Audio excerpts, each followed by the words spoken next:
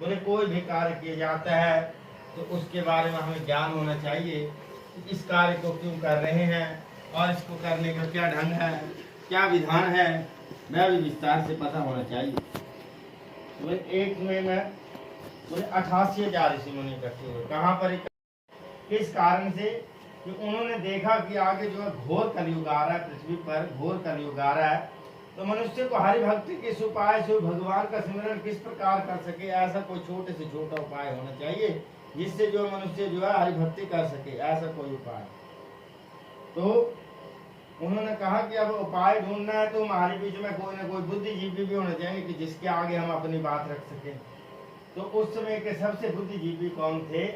उस समय के सबसे बुद्धिजीवी जो थे वह थे श्री सूत जी। सूत जी कौन? व्यास जी के शिष्य। और व्यास जी कौन? बोले जिन्होंने 18 पुराणों की रचना की। आज जितने भी भागवत पुराण है या कोई भी पुराण है, उनके रचयिता कौन है? श्री व्यास जी। तो उन्होंने व्यास जी के शिष्य श्री सूत जी को वहां पर बुलाया, और जैसे ही सूत जी वहां पर आते हैं तो वह 88,000 ऋषि जो हैं वो पृथ्वी पर जो है दंडवत होकर नमस्कार ही करने लगते हैं। मुझे नमस्कार ही करने का ढंग इतना सुंदर होना चाहिए कि सामने वाले व्यक्ति को पता चले कि नमस्कार ही हो। ये नहीं कि हाँ नमस्कार भी कर दे और सामने आगे पता भी नहीं चला, इससे बिल्कुल नहीं होना चाहिए। नमस्कार ही करनी है तो ढंग से करनी है। यदि चरण वंदन करना है तो चरण उसको स्पर्श करना है। और बोले फली आशीर्वाद भी फलीभूत तभी होता है जब चरण स्पर्श हो जाए। तो बोले उन 88,000 ऋषियों ने सूत जी को जो है दंडवत नमस्कार किया और फिर उनको बैठने के लिए आसन दिया, जलपान आदि कराया। बोले वह घर बड़े भाग्यशाली होते हैं जहाँ पर 3 बातें होती हों। पहली बात बोले जहाँ पर बोले अतिथि सत्कार होता हो। बोले अतिथि कौन होते हैं? अतिथि वह होते हैं जो बिना बुलाए हुए घर में आ जाते हैं। जैसे कन्या पक्ष के घर में जब बारात आती है तो वे बराती जो हैं वो अतिथि होते हैं, उनका सत्कार करना चाहिए। और जिस दिन ब्राह्मण बिना बुलाए हुए घर में आ जाए उस दिन अपने घर को बड़ा सौभाग्य का दिन समझना चाहिए, उसे नसरावा इत्यादि दान करके घर से विदा करना चाहिए। बोले इस प्रकार जिन घरों में ये अतिथि सत्कार किया जाता है वह घर बड़े भाग्यशाली होते हैं। और दूसरी बात बोले जहाँ पर नित्य कर्म पूजा पाठ की जाती है, जहाँ पर रोज धूप ज्योत जलाई जाती है, भगवान का पूजन पाठ अर्चन वंदन ध्यान किया जाता है, वह घर भी बड़े भाग्यशाली होते हैं। तो उन 88,000 ऋषियों ने सूत जी को बैठने के लिए बोले। सूत जी का बोले जब पूजा पाठ करने का ढंग क्या? नित्य कर्म पूजा पाठ, रोज धूप ज्योत जलाने भगवान में,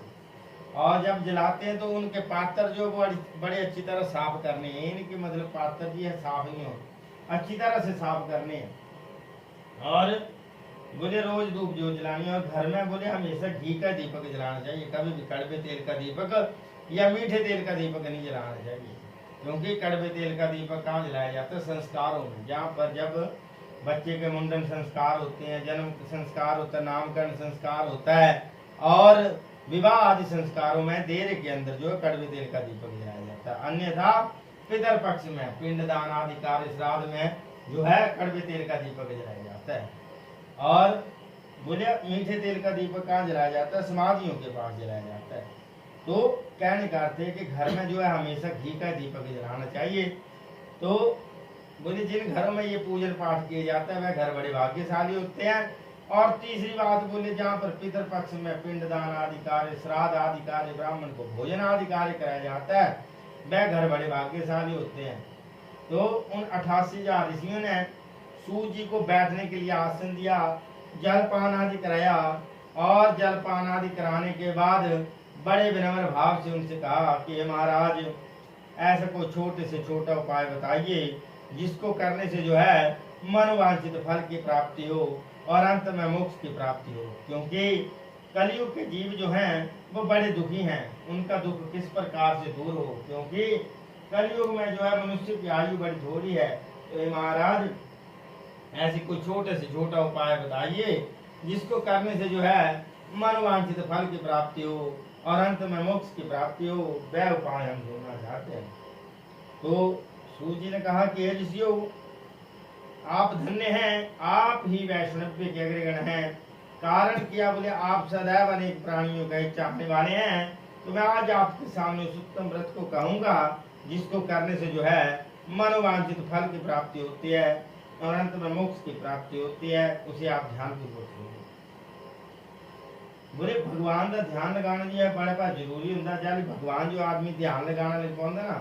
तो जी अवश्य में जी भगवान के दर्शन हो जाएंगे। एक बार एक ब्राह्मण थे ना सर क्या करते मतलब कथा सुनाते भगवान राम की कथा सुनाते और बड़े प्रेम ने सुनाते। एक बार क्या पीछे भगवान की कथा सुना कर और सुंदर कांड का वृतांत चले आ और जब यह ब्राह्मण पहुंची गए सुंदर कांड सुनाना लगे कहने जिस बीच गया मतलब जी ना उसी जिस जगह सुना देते हैं ब्राह्मण कथा सुना थे वह जगह सामने हनुमान की मूर्ति लगी थी और जी हनुमान की मूर्ति लगी सामने तो जितनी हनुमान की मूर्ति के मतलब है कथा सुना कर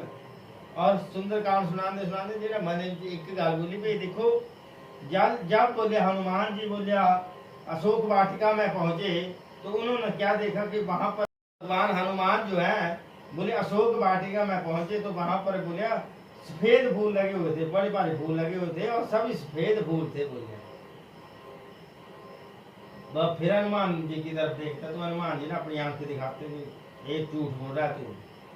ब्राह्मण को जो झूठ बोलते हुए झूठ बोल रहा भाई रहने दे गलत बोल रहा भाई ऐसा नहीं है वहां पर ऐसे रंग के फूल नहीं थे। और फिर थोड़ी सी देर होती है थोड़ी देर बाद फिर बोल देता है कथा होती है और फिर कथा सुनाने के बाद फिर बोल देता ब्राह्मण पे हनुमान जी अशोक वाटिका में पहुंचे और वहां पर बड़े बड़े फूल लगे हुए थे और फूल कैसे रंग के सफेद रंग के फूल लगे हुए थे। हनुमान जी थोड़ी देर बाद ना अपनी गुर्ज दिखाने लग पड़ते हैं देखे मेरी गुस्सा आ रहा है बेगन पे गुर्जे ने काम खराब होना तेरा मतलब थोड़ी देर होती है थोड़ी देर बाद कथा सुनाते सुनाते सुनाते फिर पहुंच जाते बोलते भगवान हनुमान जो है वो अशोक वाटिका में पहुंचते हैं और वहां पर देखते हैं कि वहां पर बहुत सारे फूल लगे हैं पर फूल कैसे सफेद रंग के तो मतलब भगवान हनुमान जी परेशान हो जाते और है सूक्ष्म जी रूप बनाए ना जिदे होती मंच पर पूजी आते और बोलते जिदे ने भाई बेवकूफ होती फूल सफेद रंग का कोई भी नहीं था सारे लाल रंग के फूल थे बोलिया और तू चाल का बोले सारे झूठ सुनाई यार तो सफेद रंग के फूल थे। तो ब्राह्मण ने बोले भाई नहीं मैं नहीं मानता ऐसा गल पे होती सफेद रंग मतलब मेरे सारे किताबें लिखे सफेद रंग के फूल हैं तो सफेद ही बोलना मैं कहने बोले किताब गलत लिखी हो हनुमान ने बोले किताब गलत लिखी बोले नहीं महाराज सफेद रंग के फूल थे बोले नहीं है लाल रंग थे बोले प्रमाण दे बोले तो हाँ कोई हनुमान जी ब्राह्मण बोलिंदा कि प्रमाण दो बोले प्रमाण का बोले उनकी ये दे सकते प्रमाण एक सीता माता दे सकते क्योंकि मेरे ते लावा जी है उतनी सीता माता ही है तो सब प्रमाण दे सकते तो जी बोले यार ठीक है जी बोले तो दे सकते प्रमाण तो सीता माता है बुला बोलिया यमी ले चलो थी बोलिया तू तो जा नहीं सकते चलो मैं कुछ ही ना आऊंगा। सीता माता के गए हनुमान जी और बोले भी महाराज माता पे एक ब्राह्मण है ना कहते बार बार कथा सुना कथा बीच क्या बोला था सर पे ओती मतलब अशोक वाटिका जो पहुंचे थे अशोक वाटिका जो फूल लगे सारे सफेद रंग के थे बोले माता पे होती तो सारे लाल रंग के फूल थे तो बोले माता से गलत करा कर तुम जी हो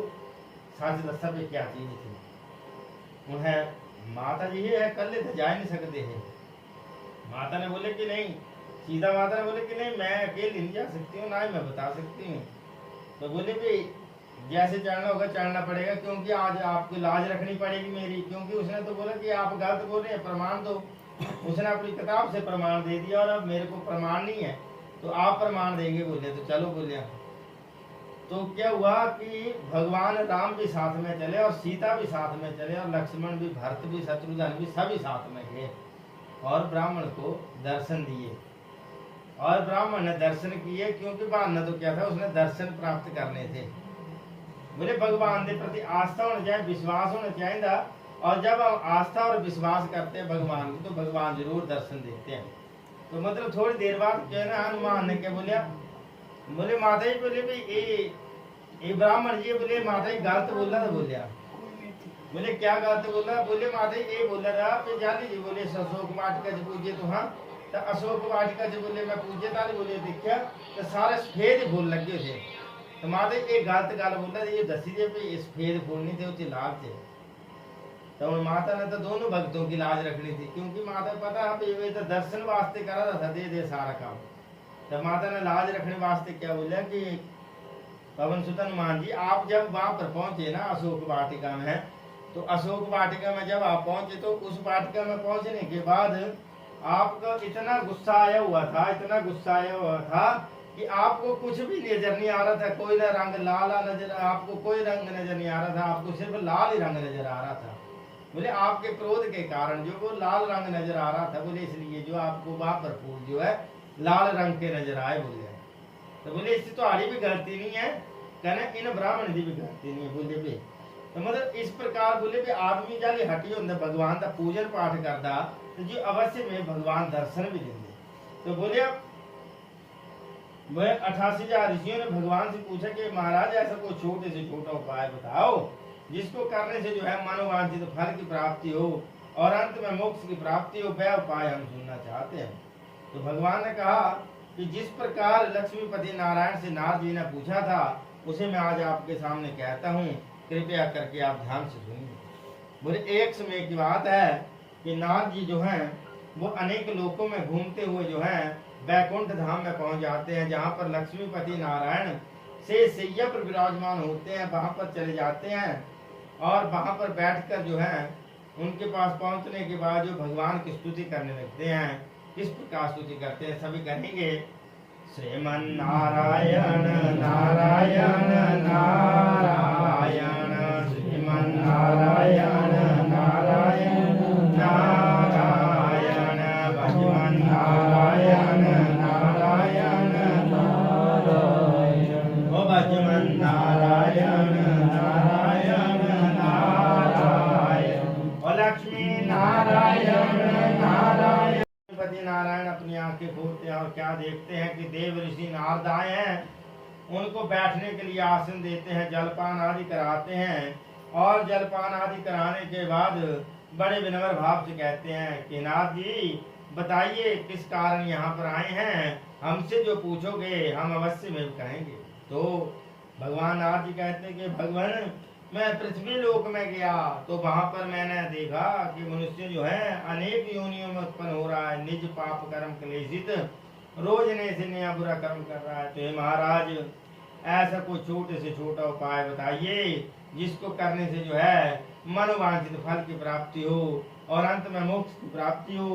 वह उपाय हम सुनना चाहते हैं। तो भगवान लक्ष्मीपति नारायण कहते हैं कि नारद आप धन्य हैं, आप ही वैष्णव के अग्रगण हैं, कारण कि आप सदैव अनेक प्राणियों का हित चाहने वाले हैं। तो मैं आज आपके सामने उस उत्तम व्रत को कहूंगा जिसको करने से जो है मनोवांछित फल की प्राप्ति होती है और अंत में मोक्ष की प्राप्ति होती है। उसे आप ध्यान पूर्वक सुनिए। बोले वह है सत्यनारायण का व्रत। बोले किम फलम किम विधानम, इसको करने का क्या फल है, क्या विधान है, वह भी विस्तार से बताइए। बोले यस्मिन कस्मिन दिने, बोले कोई जरूरी नहीं है कि पुण्य हो संक्रांत हुआ, किसी भी दिन बोले ब्राह्मण को बुलावें और बोले व्रत करें और भगवान का विधिवत पूजन करें और प्रसाद बनाएं। 1.25 पाव अथवा 1.25 सेर के हिसाब से गेहूं का चूर्ण लेवें, गेहूं का चूर्ण न होवे तो चावल का चूर्ण लेवें, खंड अथवा गुड़ मिलावें। 1.25 पाव अथवा 1.25 सेर के हिसाब से भगवान को निवेद भोग लगावें और जो कथा सुनने के लिए श्रोतागण आए होते हैं वे कथा के उपरांत नृत्य गीत आदि करें, तदंतर उनमें प्रसाद वितरण करें और उसके बाद जो है वह ओम नमो भगवते वासुदेवाय का जाप करते हुए जो है अपने अपने घर जाएं। बोले इस प्रकार विधिवत व्रत करने से जो है मनोवांछित फल की प्राप्ति होती है और अंत में मोक्ष की प्राप्ति होती है। तो क्या कहा भगवान ने, बोले किसी भी दिन बोले व्रत करें। जो पता होना चाहिए व्रत क्या है, बोलते व्रत क्या होता है, ठीक है ना जी। मतलब जी व्रत और 19 तरीक और पूर्णमासी का व्रत, ठीक है ना। 24 तरीक और चंदन छठी का व्रत, 26 तरीक और जन्माष्टमी का व्रत, 27 तरीक और गगनाय का व्रत, 5 तरीक और रिहोली तीज का व्रत, चिड़िया व्रत जी बोलते ये इतने व्रत और इकट्ठे, ठीक है ना जी। और 6 तरीक पत्थर चौथ है, ठीक है। मतलब ध्यान से रख लेंगे। बोले मतलब ये व्रत होंगे, बोले व्रत करने बोलिया तो बोले व्रत क्या होता है, व्रत होता है एक प्रकार का नियम कि हमने नियम करना है। आज हमने खाना नहीं खाना है और व्रत करना है सोमवार का, तो मतलब है खाना नहीं खाना है, मतलब ये नहीं है यहाँ पे फुल्का नहीं खाना बाकी सब कुछ खा जाना, सैनी मतलब व्रत करते हाँ तो व्रत तो होंगे एक नियम पे आज ते आज यहाँ क्या करना पे भग जाली आज भूख लगनी ताली हाँ ओम नमः शिवाय का जाप करना है मतलब ना सावन महीना लगे सावन महीना जल भी चढ़ा दे शिव पूजन भी करा दे परंतु अपने आप पे जो मैंने सोचा भी तो हाँ कितना ओम नमः शिवाय जपा दे वो यंग इस महीने जो 100 लाख ओम नमः शिवाय जपी ने अपने माने जो सोचना भाई एक हम महीना भर जी मतलब 100 लाख जपना बोलिया धनपुर जगह सुनी एग्रीकल्चर वाले का एक बड़ा बड़ा प्लांट लगे उसे धनपुर जगह है मैं जितनी जिस ग्रां च कथा करना गया कहना मैं हैरान हो गया जितने तो लोगों के मतलब क्या काम कर रहे है लोग देखे भाई अजकल द्रुप बड़ी भारी होंगी इन्होंने द्रुप का ऐसा सिस्टम बनाया भाई अज हजार डाल चढ़ाना इं चढ़ाना है मतलब इस सावन महीने जहाँ 100 लाख द्रुप चढ़ानी है 100 लाख बिल पत्थर चढ़ाना है इस प्रकार का नियम बनाया और मैं नियम देखी ना रियान हुई है भी बाकी ये भी हो सकता और जाली जहदे करके ताली ओम नमः शिवाय 100 लाख हो जाना तो मतलब जिन्हें नियम बनाया भी आज यहाँ सोमवार जो इतनी बिल पत्थरी चढ़ानी है मंगलवार वहाँ इतनी द्रुप चढ़ानी है वीरवार वहाँ ये फलानी चीज चढ़ानी है मतलब से इतनी चीजें है कट्ठियां भी करा दे और सोचा जिना भाव कितना बने रहा तो होना चाहिए जहाँ भगवान दे पूजन पाठ इन्हें चीजा भगवान वास्ते जाली मतलब पाठ करते ना कर पंडित तो बैठा लेंदे ताली क्या होता है 4 दिन जाली पंडित बैठे है जिस पाठ ताई बैठना फिर ये मंत्रा बोला फिर ये जित ध्यान लाया था भगवान ने फिर है थोड़ी देर बाद भी आगे आने ये चीज बनाना पौनी आने काम करना पौना आने काम करना पौना जिस भी है भाव बनी जाता 4 दिन तो आदमी बोलते पाठे ने फायदा की होंगे पाठे ने फायदा नहीं होंगे तो मतलब मैं जितनी ध्यान हुई है जिस ग्रां के मतलब पे ये है जी स्त्रियां जाती मतलब आते हैं जिन्हें इस हिसाब ने अपनी पूजा पाठ का ढंग दिते पे हाँ 100 लाख चढ़ाना है मतलब तो हाँ जी मानसिकता जी बनाना चाहिए पे हाँ क्या करना है हाँ तो बड़ी मुश्किल ने कई तो जल भी चढ़ाई हम सावन महीने साहब बड़े भारी होंगे जिन्हें एहसान करता शिव जी पर आ गया हाँ फिर यह जिसका भालना कि पे मेरा फलाना टेस्ट है कर मैं नहीं हुआ मैं तो महीने पर पानी पाया है तो मतलब है भी एक मानसिकता होंगी भगवान ने फिर गाली भी कटी होनी हफ्ते बाद महीने बाद ताजी टेस्ट थोड़े नंबर घट आऊंगे ना या कुछ गलबात तो गाली भी कटी होनी है भाई मैं इतना जल चढ़ाया क्या फायदा कुछ नहीं मिल रहा है ये नहीं दिखना भी अपने आप क्या मेहनत की यहाँ कर क्या नहीं की और बोले सबसे बड़ी गल भी घर में जब पिता होता है ना तो पिता क्या चीज देता है भाई पुत्र को वही चीज देता है जो पुत्र के लिए उचित होती है तो सदा भगवान है जियो नहीं तो सह चीज देनी सह उचित होनी मतलब पिता भी अगर बच्चा 10वीं में पढ़ता है बोली जाए मुझे बाइक दे दे तो सह नहीं देनी जी पता भाई उस वक्त उचित नहीं है देना ठीक है ना जी तो मतलब से उसी चीज को देता है जब पिता भी उस समय में देता है जब उसके लिए जो चीज उचित हो तो वो तो परम पिता परमात्मा उसको तो पता है कि क्या चीज उचित है और किस प्रकार देनी है तो मतलब बोले अपने मन जी का भाव बनाना चाहिए कि हाँ कि पूजा करनी है तो बोले व्रत करे और 1.25 पाव अथवा 1.25 सेर के हिसाब से बोले पूजा करें व्रत बोले एक व्रते भी होंगे करें एक व्रते भी होंगे कि हाँ लोग की कार्य करना भी 5 मिनट वास्ते कि हाँ मंदिर च सफाई करनी है या फिर मतलब हाँ कोई रास्ता साफ करना है या फिर कोई पानी पींदा उसे जगह साफ करनी है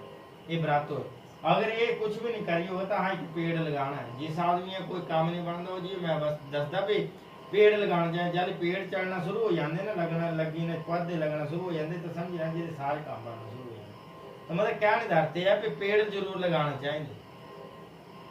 मतलब एक अद्धा पेड़ लगा जिससे फल तब भी खाने हैं परंतु जिससे वातावरण जो शुद्ध होना जिससे कई लोगों की बीमारियां दूर होंगी तो मतलब क्या निर्धारते है इस प्रकार का व्रत करें 1.25 पाव अथवा 1.25 सेर के हिसाब से गेहूं का चूर्ण लेवे गेहूं का चूर्ण न हो तो चावल का चूर्ण लेवे खंड अथवा गुड़ मिलावे और 1.25 पाव अथवा 1.25 सेर के हिसाब से भगवान को नैवेद्य भोग लगाना भगवान जो भोग को जरूर लगाना करे बीच भी जाली रोटी सब्जी बनाई हो ना तो अवश्य में भगवान जो भोग लगाना चाहिए 1.25 पाव अथवा 1.25 सेर के हिसाब से गेहूं का चूर्ण लेकर बोले मैं दूसरी गल दसी भी भगवान जो जाली भोग बनाते तो बड़े शुद्धता बनाना चाहिए बड़े स्वच्छ होने बनाना चाहिए और यदि स्त्रियां बनाते तो बोले प्रांदूरी बनी डोरी जरूर लगाना चाहिए खुले बाल जो कभी भी नहीं छोड़ने चाहिए पूजा के कार्य में तो कभी भी नहीं बोले जाती बोले स्त्रियां बोले सिरगुंदी करती हैं उसके बाद वृद्धि होगी बिना मतलब कोई भी काम करे सिरगुंदी बच्चा जमना ताली बोले सिरगुंदी भी बिठाया चौका पूजा पाठ करने का अधिकार तब मिलता है उनको पहले तो सूत को होंगे पे ठीक है ना जी और उसके बाद बोलिया पे विवाह जा लीजिए, बोलिया पे कन्या विदा होंगी ताली भी बोले सिरगुंदी होंगी, ठीक है ना जी, ताई कन्या विदा होंगी। और अंतिम इसमें भी बताया गया कि बोलिया पे अर्था पैर अर्था करना लगा लिया, कहना सिर गुंदी लिया, और उसके बाद पातक खत्म हो जाता है, और उसके बाद क्या होता है, अच्छा कार्य शुरू हो जाता है। मतलब बाल खुले जो सनातन धर्म में जो गलत बताए गए हैं, शोक दुख आदि का प्रतीक बताए गए हैं। बोले जेड़े आदमी जिस घर ज्यादातर खुले बाल रहते उन्हें जिसे शोक दुख आदि ये अधिक होता है। तो बोले पे कभी भी ये ज्यादा खुले बाल नहीं छड़ना चाहिए। और बोले भगवान को भोग लगावे, और 100 पाव अथवा 100 शेर के हिसाब से भोग लगाए। और जो कथा सुनने के लिए श्रोतागण आए होते हैं वे कथा के उपरांत नृत्य गीत आदि करें, तदंतर उनमें प्रसाद वितरण करें, और उसके बाद जो है मैं ओम नमो भगवते वासुदेवाय का जाप करते हुए जो अपने अपने घर जाए। बोले श्रोतागण बनना जो बड़े भारी मुश्किल है। बच्चा पैदा होंदा ना तो सब माता ते सुनता, सब कुछ सुनता, श्रोता सुनता रहता, फिर यह नहीं पाता बोलना, जाली जी बोलना नहीं तो फिर नहीं सुनता। मतलब कहने जाते हैं कि श्रोता बनना बड़ा भारी मुश्किल है। बोले कोई भी कार्य सीख देना, हाँ कुछ भी कुछ से सीखना तो पहले सुनना पाना। ये माता कुछ सिखा दी ताम ये गुरु को कुछ सिखा देता है, सुनने यहाँ सीख दे। तो मतलब श्रोता जो है बहुत बड़ा पर इम्पोर्टेंट काम है। जब श्रोता जिन्हें सुनी लिया से कुछ न कुछ ग्रहण कर लिया, कहीं जिन्हें नहीं सुनी ना कुछ ग्रहण नहीं कर सकता। मतलब उन्हें तो कथा ये कथा जिन्हें जो सुनी नहीं ना सह ग्रहण कर सकते, बाकी जिन्हें नहीं सुनी हो जी क्या पता क्या सुनाया पड़ता क्या। तो बोले श्रोता बनना जो बड़ा पर मुश्किल है। बोले श्रोता जनों को जो है बोले प्रसाद वितरण करें, उसके बाद वह ओम नमो भगवते वासुदेवाय का जाप करते हुए जो अपने अपने घर जाएं। बोले इस प्रकार विधिवत व्रत करने से जो है मनोवांछित फल की प्राप्ति होती है, और अंत में मोक्ष की प्राप्ति होती है। बोल सत्यनारायण भगवान की जय।